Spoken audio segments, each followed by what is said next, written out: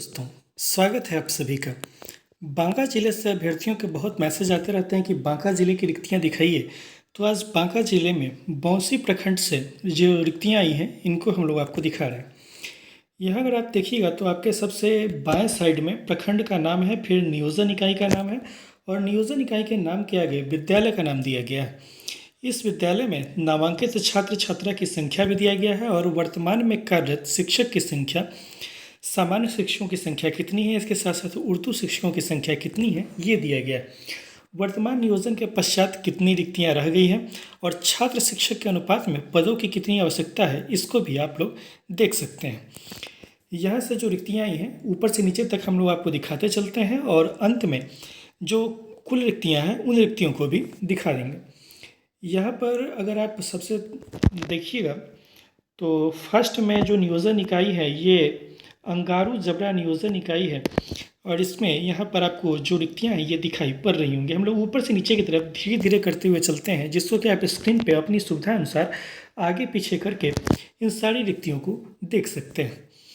नीचे की तरफ हम लोग चल रहे हैं। अधिकतर विद्यालयों में यहाँ पर शून्य रिक्तियाँ दिखाई जा रही हैं। जैसे कि यहाँ पर एक उदाहरण ले लें तो एक विद्यालय है जैसे कि NPS पापड़वा लिखा हुआ है। यहाँ पर 120 बच्चों का नामांकन दिखाया गया है। इन 120 बच्चों के लिए 4 शिक्षक पहले से ही कार्यरत थे 1 to 5 में और इसके बाद आपको यहाँ पर शून्य रिक्ति दिखाई गई है।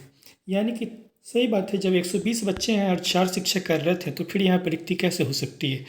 यहाँ पर रिक्तियों के कैलकुलेशन सही से किया गया है, ये देखने में स्पष्ट लग रहा है। और कोई आदमी बताएंगे कि यहाँ पर ऐसा क्यों है कि केवल 1 to 5 की ही सीटें दिखाई दे रही हैं, 6 to 8 में ऐसा दिखाई नहीं दे रहा है। नीचे की तरफ हम लोग चलते हैं और या फिर ऐसा तो नहीं है कि इसमें 1 to 5 और 6 to 8 दोनों के पद शामिल एक ही साथ कर लिए गए हैं, क्योंकि ऐसा कोई विभाजन करके दिखाई नहीं दे रहा है। और नीचे की तरफ हम लोग चलते हैं। कहीं कहीं पे एक सीट खाली, जैसे कि यहाँ पर अगर आप देखेंगे तो उर्दू का एक सीट खाली है। जैसे कि बेना मोहनपुर नाम का एक विद्यालय है, इसमें 246 बच्चे नामांकित हैं जिसमें 3 जो शिक्षक है पहले से कार्यरत है और इसके सामने में उर्दू का एक रिक्ति दिखाया गया है। तो यहाँ पे एक उर्दू के शिक्षक की आवश्यकता है। नीचे की तरफ चलते हैं। आखिरकार आपको लोगों को कुल रिक्तियों से ही मतलब है कि कुल रिक्तियाँ कितनी रहती हैं।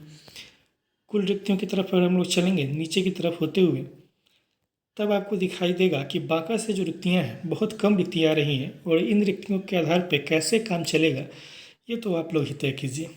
बांका है, भागलपुर है, इन जिलों से रिक्तियाँ बहुत कम आ रही, जबकि भागलपुर जिला तो बड़ा जिला है, फिर भी मुश्किल से 1200 रिक्तियाँ भागलपुर से आ रही हैं। अब यहाँ चलिए हम लोग लास्ट पेज पे आ गए हैं। यहाँ पे अगर आप देखेंगे तो अंतिम पेज पे आने के बाद भी वर्तमान नियोजन के पश्चात जो रिक्ति रह गई है 25 जो शिक्षक है, सामान्य शिक्षकों की रिक्तियाँ 25 है, उर्दू शिक्षकों की रिक्तियाँ 4 है और छात्र शिक्षक अनुपात में पदों की आवश्यकता 24 है सामान्य शिक्षकों की और उर्दू की आवश्यकता 4 है।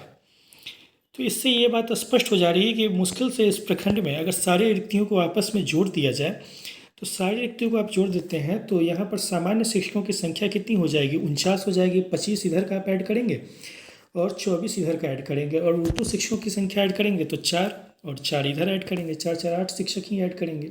ठीक है, तो कहने का मतलब है मुश्किल से आपको 50-52 सीटें ही आपको मुश्किल से दिखाई देंगी इस प्रखंड में। तो जो एक आंकड़ा लगाया जा रहा था, अनुमान लगाया जा रहा था कि बांका से सीटें बहुत कम आ रही है, वो बात सही है।